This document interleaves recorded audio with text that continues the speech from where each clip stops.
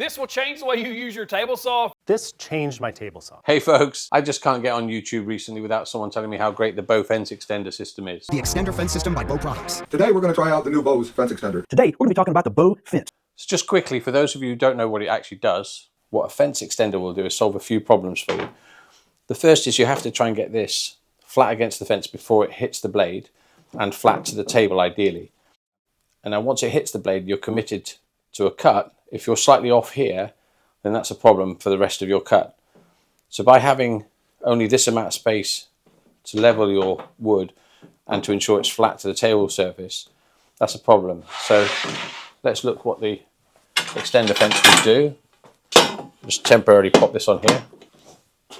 Now I've got this much extra infeed on the fence, and what that will allow me to do is give me more chance to get flush to the fence before it hits the blade. So now I have from here to here rather than from here to here.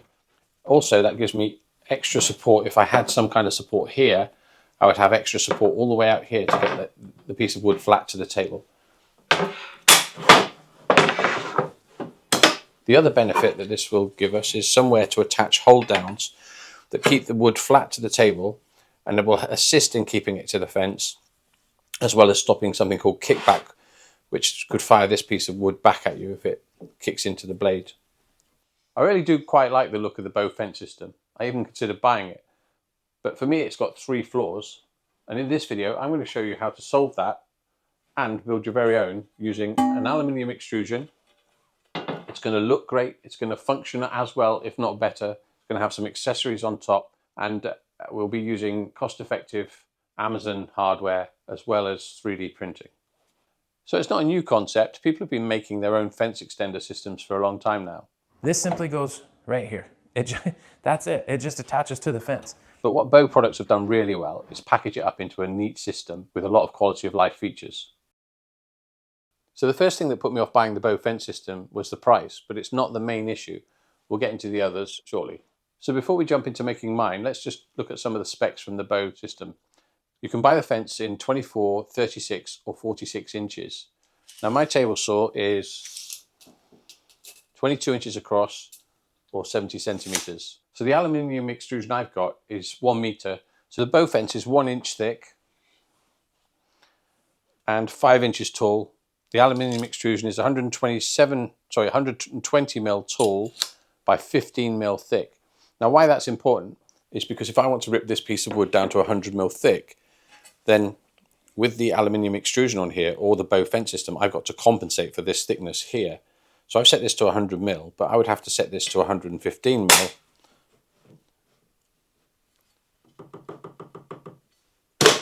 Like so. Now if I was compensating for the Bow fence, then I'd have to add 2.54 centimeters here, and that 0.4 centimeters would make it messy. The maths would be relatively easy, 25 mil plus 0.4, but the 0.4 would be the inaccuracy, so I'm not happy with that. So the second of the 3 issues I have with the Bow fence system is that the 46-inch fence weighs 4 kilograms, that's 8.8 pounds. Now they don't advertise the weight of the 36-inch or the 24-inch, but divide the 46 down into inches and times it by the 36, it comes out at 6.9 pounds and 3.2 kilos. That's a lot of weight to have on a job site saw. That's okay for a panel saw, but on a job site saw where you open up the fence, that's a lot of extra weight out at that end there. So this extrusion comes in at 1.8 kilograms, substantially less. I want my fence to look good and be feature rich. Function first, but form is important. And I think that's why the Bow fence system sells really well, because it looks great. And I think people buy with their eyes. They enjoy tools that are well made and look great. So I bought this aluminium extrusion, link in the description, but I'll cover all of the costs later on in the video when I do a breakdown of comparison of what mine cost to make versus what the Bow fence system cost. So as I think about the design of my fence, I'm thinking about several problems I've got to solve. So let's just summarize those first. I've got, how do I mount the aluminium to the fence? In this case, it's a saw stop. How do I solve in-feed and out-feed support? Do I need out-feed support at all?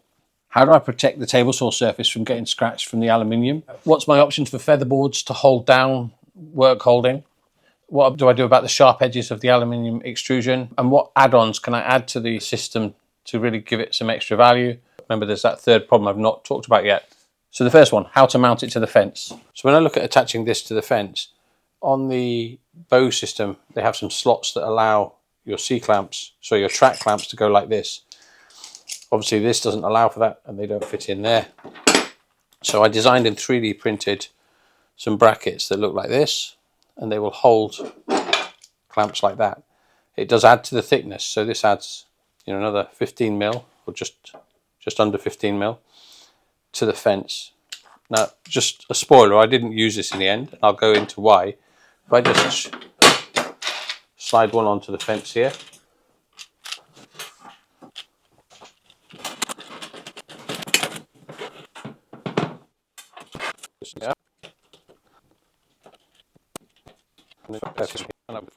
okay, so the concept was that they would sit there slightly half a mil below the base of this to raise the fence off the table, and then that would sit there. So I had an issue with this. This style of clamping, I believe, is pulling the clamping force at an angle from the top of the clamp here to the bottom here. So it's pulling the top of the fence down at an angle slightly. And I think this happens on the Bow fence system. There is probably a millimetre out. I did try to use packers to correct it, and it was just too much of a pain. So in the end, I gave up. So let's put a square against it. And you can see this gap. So as the clamp is clamping here, it's pulling it backwards. Not ideal. So I didn't like the extra width that this gave to the clamp. So I've come up with a totally different system for clamping it. So just as a side note, when you're designing a piece like this to fit a piece of aluminium that you've, or whatever it is that you've measured, and you want to make sure it fits, I took a slice of my model, my design, where I had all my measurements, and I test that before I print this. I did the same here for where the clamp goes, to make sure that this is in the right place, but also, more importantly, that this was the right dimension for this. Just something about this I didn't like. I mentioned the thickness of this adding to the width of the fence, and yes, I could have persisted and solved it. It might have been that the angle was exaggerated by my particular design or this particular clamp, but instead I went with these hold downs. Now, these hold downs came with an M8 T-nut and star knob, but what I needed to do was change those to fit into this 6mm slot. I happen to have a jig kit for these, but you can buy these relatively cheaply. Either get an M6 one and an M6 star knob, or this is a 1/4 inch and a 1/4 inch star knob threaded all the way through. So I've just replaced that, and that just slots into here like that. Now, just one point to note, because it's the bottom or the top, the space you have for the insert here isn't quite as much on both sides, so I just ground down one side slightly just so it fits in flush on the bottom, no problem, like that. And what that allows me to do is to mount it over here.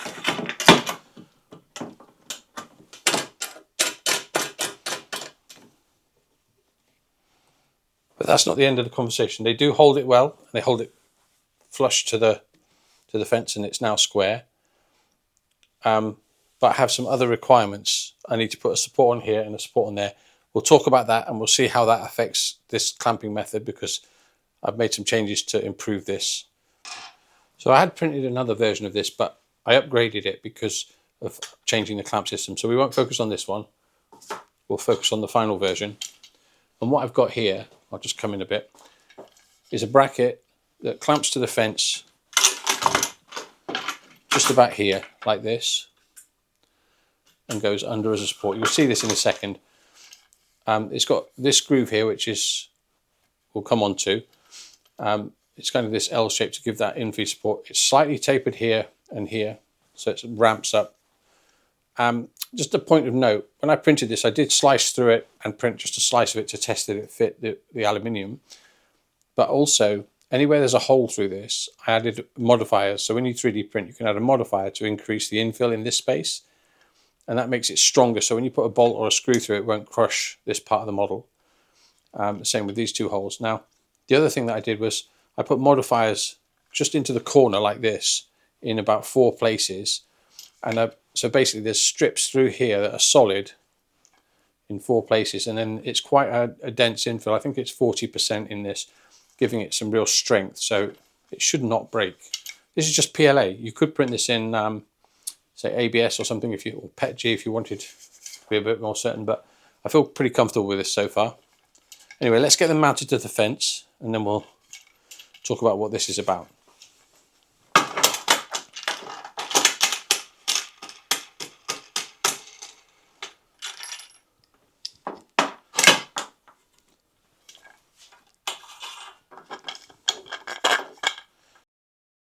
So that slots through there.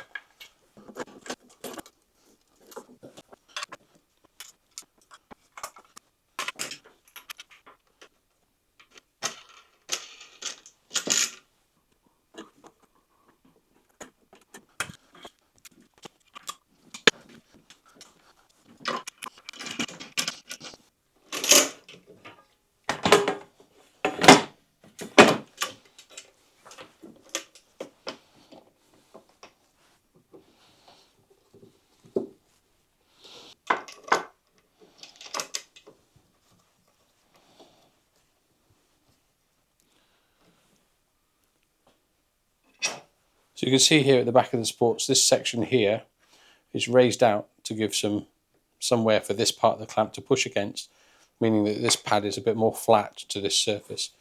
And that creates a great clamping force. It's on there, rock solid. You don't need any more than that to clamp it on. You can see just with those 2 clamps, it's dead square. There is no gap. And then if I just release that and lift this up, you can see it's held on very well. Okay, so we've now got our little brackets, L-shaped brackets on each end for in-feed and out-feed support. And that allows us, because this is ramped up, allows us to go in with that extra in-feed. So by the time we reach the blade, we've got plenty of support against the fence and against the table. And then when we push through the cut, it's supported out the other side. So let's just talk about the third problem with a bow fence style system, and even this one. When you extend out the fence out here, let's just lock that in. On any job site style saw, so like the DeWalt, the Milwaukee saw stop, you have this hole here. On a panel saw, you don't have this problem, so you don't have to remove your fence. But with the bow style fence, you would have to remove your fence to be able to use the inbuilt systems to give you support here. Little drop down thing so that if I go off the tabletop, I can still support my work as I'm cutting it. So you're able to have if you're ripping thin stock, that low fence is really good. And then if you get out past the table itself, this does drop down into a lower position. So when you're here, you want to have your piece supported. If it was like this, your piece would just want to fall down. Now, what I've come up with is a way of adding some support out here. Now, I've added in those grooves that give you the ability just to click in a piece of aluminium extrusion into there to give you at least some support to stop the wood dropping into this hole. So hopefully that should solve the problem. And if I had a piece of wood all the way across here, that would be enough. And if I come closer back in, I can just remove this, just snaps out, keep it out of the way. So that's the in-feed and out-feed supports. So this solves the support when the fence is extended. But there is another thing the table saw is required to do. When you want to do a very thin cut, you've got no way of getting between the blade and the fence if it's this high to push stuff through. And it's quite dangerous because something could easily catch there. So if you wanted to, say, do a 5mm strip through there, that would be quite dangerous. So I've devised a system as part of this system for doing thin rips. Now typically with your fence you have a bit that flips over. So you're able to have if you're ripping thin stock, that low fence is really good. Or clips on in this case to give you that extra space here between it and the blade to give you just a bit more room for your push stick or your, well, not really your hand, but you know, to give you that extra space here. So using the same slots or the gaps for the support on the overhang, I've come up with a system here. And what that is these two 3D printed parts, and they just snugly fit into here like that, and one at the other end. Push them in as far as they go like this. I'll just drop the blade down so it's out of the way. And then we're going to attach this to those here. But how we do that is with them in position, double-sided tape. See that on there? Double-sided tape's now on there. Just do the same at the other end.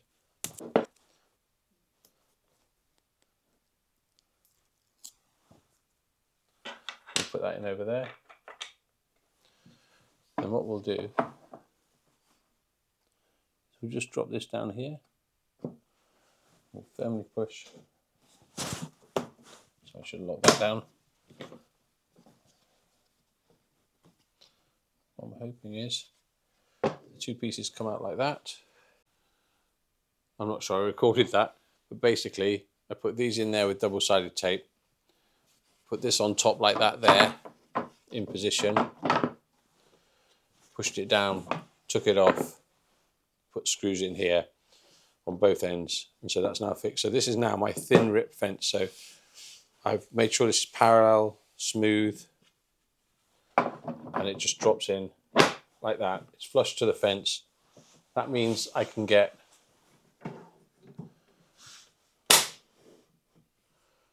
much closer to the blade.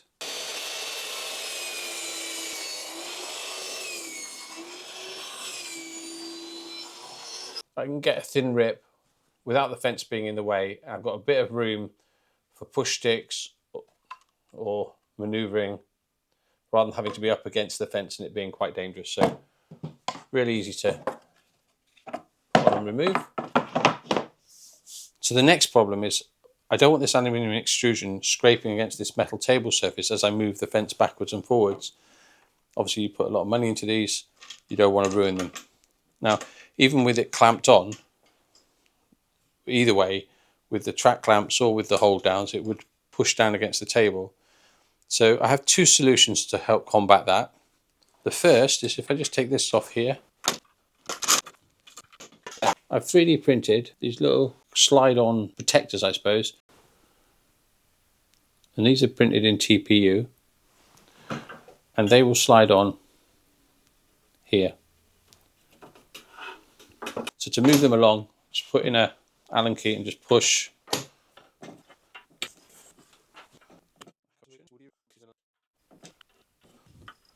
So with the protectors in place,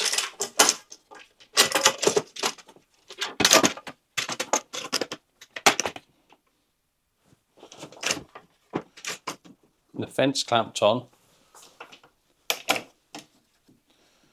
the table saw surface is protected now. However, I had another idea which I really quite liked, was I 3D printed these brackets and they would be mounted here and here and put the weight directly onto this surface,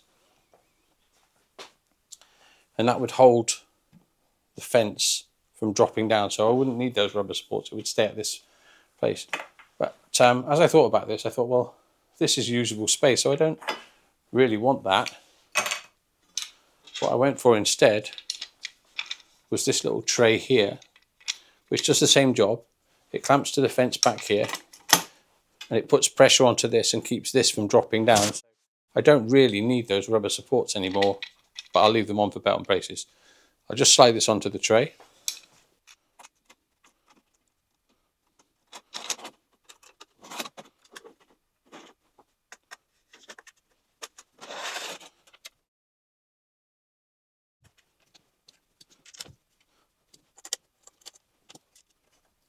And the same with this model here. When I printed it, I added modifiers around the screw holes to strengthen to 100% infill so that I won't crush the model as it goes onto here.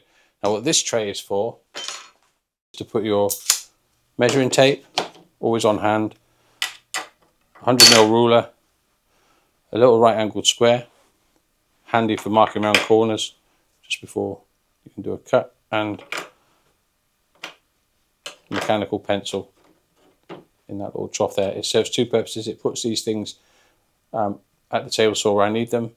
It puts downward pressure to stop this fence sinking down to the table and scraping it. Hey, future Geoff here. You'll notice in some footage I've added a small clamp here. Now the reason I've done that is because if I over tighten this one at each end, it puts an ever so slight bow into the middle of the fence on the other side because it's pulling out at the very ends. I only noticed that when I was doing the thin rip jig. To compensate for that, either don't over tighten these or add these small clamps, and I had them so I've just added them, and you can get them on Amazon relatively cheaply, but they're half the size of those. They're tiny hold downs, and everything is so much more rock solid with them, so it's a good addition. To really benefit from a fence system like this, as well as the extra support here, you want to use these slots to benefit from featherboards. And what they are is they're like hold downs for your wood and keep it to the surface. Now, these are the Bow ones. Now, I can't rate these enough. These are brilliant. The best featherboards that are out there, because they've got a clever system which when these bits of foam bend, they allow the wood to slide through. But if there's pressure the wrong way, they kind of push back against here and stop kickback. So they're really neat. And I think they're a fair price. So my first recommendation is go out and buy a pair of these. I think they're £34 UK money for a pair. You will have to upgrade the hardware if you're doing it this way, because I say the hardware, the knob and the T-bolt will need upgrading to a 6mm or a 1/4 inch to fit into this slot, but still well worth the money. Now you can buy these foam inserts for a lot less, for like £7, £6.95. So if that's out of your budget, one option you might have is to 3D print your own. So I've designed and modelled my own featherboards. The foam inserts come from Bow, so I've purchased those separately, designed this, and to make sure I got the fit, I did a little prototype piece here to test with the foam. Tested that, and then when I was happy that was right, I then modelled out the rest of this, 3D printed it, and tested it, and it works great. So this is quite sturdy, I think 30% infill, and these models I'll put onto Printables and Thingiverse for free. I'll put a link in the description where you can get them for free wherever I put them. So let's put these on the fence and show you what they actually do.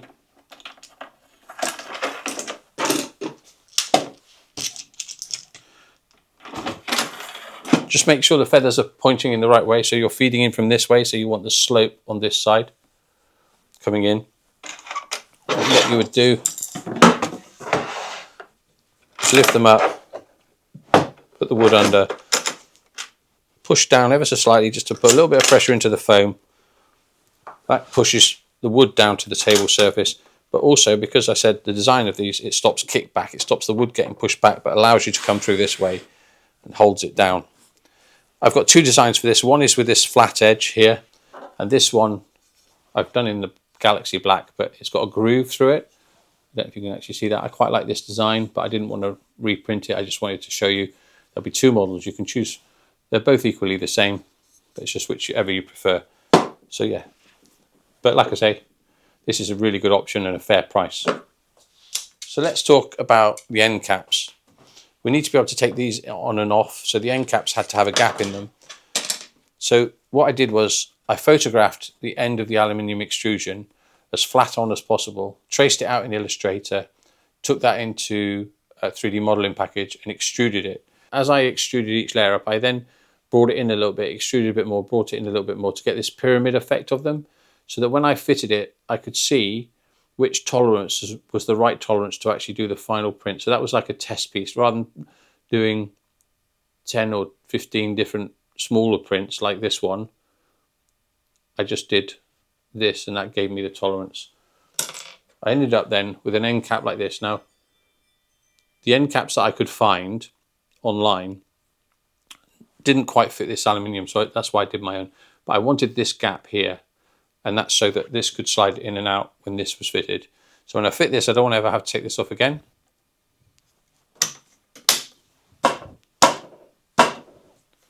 So the end cap goes in like that, and that still allows this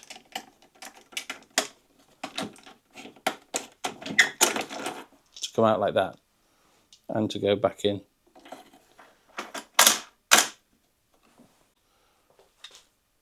I mentioned the tray caddy for tools already, but I've got one more little tray, which is this.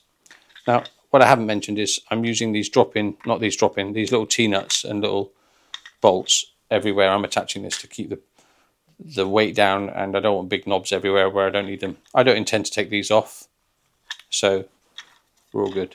If you do, you can swap these out for star knobs. So that goes in here. I'm leaving space here. Screw this on here. If you haven't guessed already what that is for, it's a little calculator. Just drops in there. Such a handy thing to have at a table saw. So yeah, if you're thinking about making this system yourself, then like I said, the featherboards you'll be able to get from online for free. But the other 3D models, the in-feed and out-feed support, the under fence support to protect the table, the end caps, the calculator tray, the tool tray as a step file which you'll be able to edit to suit your own tools. All of those you can get hold of from a link below. I'll be looking for a little contribution to support the channel though, for those, the price of a coffee. So if you want to do this, that would really help the channel out. And if you do this, then do message me, let me know. Let me see how you get on with it. I'd be very interested. Also, let me know in the comments what you think about this setup. So what an upgrade for a table saw. I can't recommend having a fence system enough. I think it is the biggest upgrade for a table saw. But whether you go buy or DIY, that's up to you. So let's talk pricing.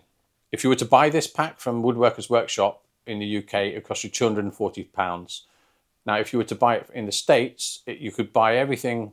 This is the featherboards, the supports, the clamps, and the fence for $259, or spend $300 and you can buy a kit with a all-in with one extra thing, I think, with a push stick. But either way, if you go DIY, both in the US and the UK, it was £95, so £95, $95. I could find all the items slightly cheaper in the US, so that's how I could do it that way.